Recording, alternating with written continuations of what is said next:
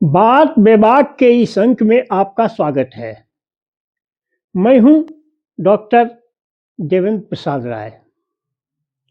आज मैं आपसे दिल्ली दंगों के 7 आरोपी के जमानत पर और उससे उठने वाले सवाल पर आज आपसे बातें करूंगा। आपको ज्ञात है कि 2020 के 2020 के दिल्ली दंगों में बहुत खून बहा था।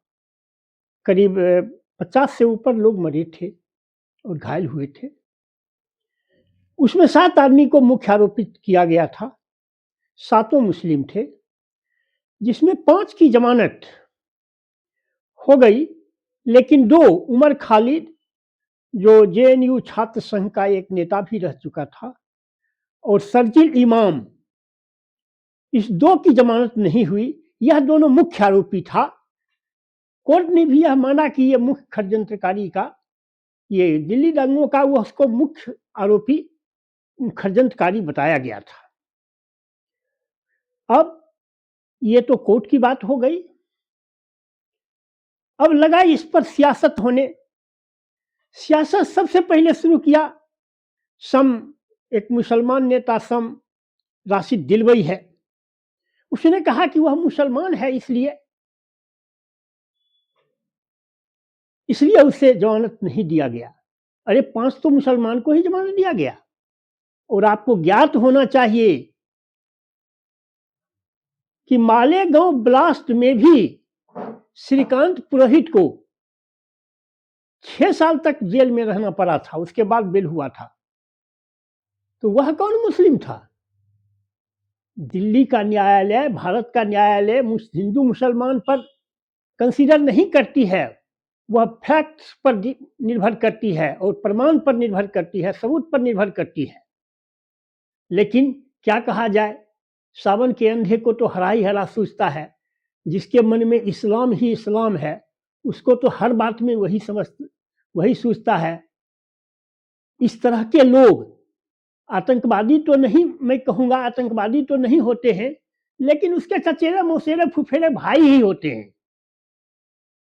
एक दूसरा सवाल इसके साथ खड़ा है। दूसरा सवाल यह खड़ा है कि उमर खालिद के अब्बा जान चले गए न्यूयॉर्क के मेयर जोहरान ममदानी से मिलने। क्यों चले गए जोहरान ममदानी से मिलने? क्या चाहते हैं आप? जोहरान ममदानी ने उनको अपने हाथ से लिख के एक चिट्ठी दिया और उसमें उमर खालिद के लिए लिखा कि मैं तुम्हारे बारे में कुछ सोच रहा हूं। क्या सोच रहे हो? और सोच करके क्या कर लोगे? क्या उखाड़ लोगे? एक न्यूयॉर्क के मेयर हुए हो। भारत वह देश है जो 1971 में अमेरिका का प्रेसिडेंट जहां 7वां बेड़ा भेजा था और इंदिरा गांधी के तेवर देखते हुए बैरंग वापस हो गया। वहां तुम एक सिटी के मेयर हो के क्या कर लोगे? क्या सोच लोगे? किसका क्या उखाड़ लोगे? अपने औकात का तुम्हें पता नहीं है। असल में अनडिजर्विंग लोगों को जो मिल जाता है ना, जो चीज, तो उससे उसकी अहमियत का पता नहीं लगता है उसको। तो यही हम कहना चाहते हैं। अब तो जमानत नहीं हुई, कुछ सोच रहे हैं। क्या सोच रहे हो? सोच के दिखाओ, करके दिखाओ। हमें तो लगता था कि वह सोशलिस्ट अपने को कहता है। हमें बहुत श्रद्धा हो गई थी, लेकिन कुछ इसके घटना के बाद मुझे उसके प्रति कोई श्रद्धा नहीं रही। सोशलिस्ट क्या है? हिटलर भी अपने पार्टी का नाम रखे हुए था, नेशनल सोशलिस्ट पार्टी। सोशलिज्म की आड़ में नाथसीवाद को प्रश्रय दिया, नाथसीवाद फैलाया, दुनिया में खुरेजी की।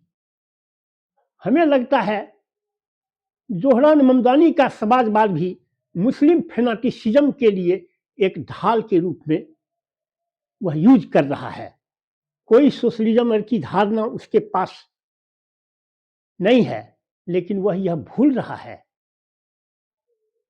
कि हिटलर, एडोल्फ हिटलर उस समय की दुनिया की साइंस टेक्नोलॉजी से लेकर हर क्षेत्र में दुनिया के एक विकसित देशों में से था, जबकि कोई मुसलमानी इस्लामिक देश साइंस टेक्नोलॉजी में उस स्केल का नहीं है जिस स्केल का द्वितीय विश्व युद्ध में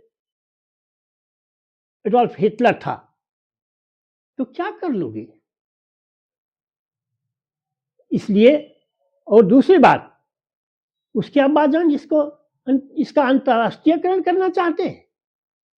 इतने दंगे हुए, इतने लोग मरे, बड़े बड़े भूप, पूरा मुस्लिम का फेनाटिक मुस्लिम का समाज, मैं आम मुस्लिम को नहीं कहता हूं, आम मुस्लिम तो हिंदुस्तान में बिल्कुल यही कल परसों तुर्कमान गेट पर हुआ है।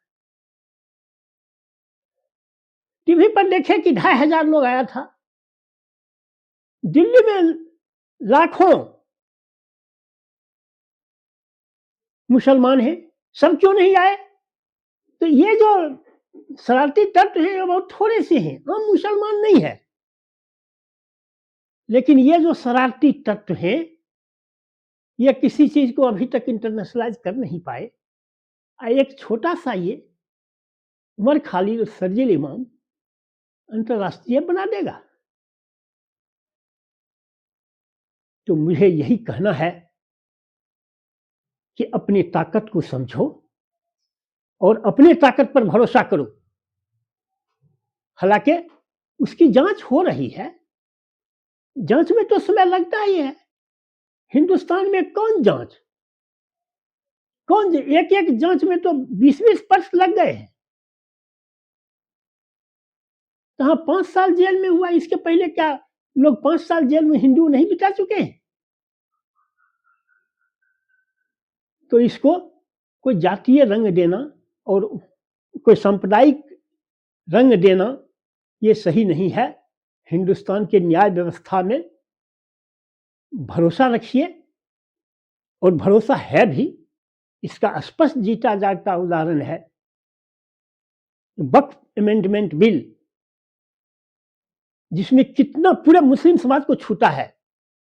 उसमें जो संशोधन करने पड़े, उसमें टिप्पणी अपनी दे ही दी ना सुप्रीम कोर्ट।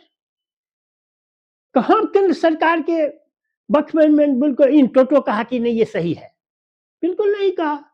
उसमें जो सही थे उसको सही कहा, जो गलत था उसको गलत कहा। तो बस आज मुझे इसी में इतना ही कहना है। Thank you very much.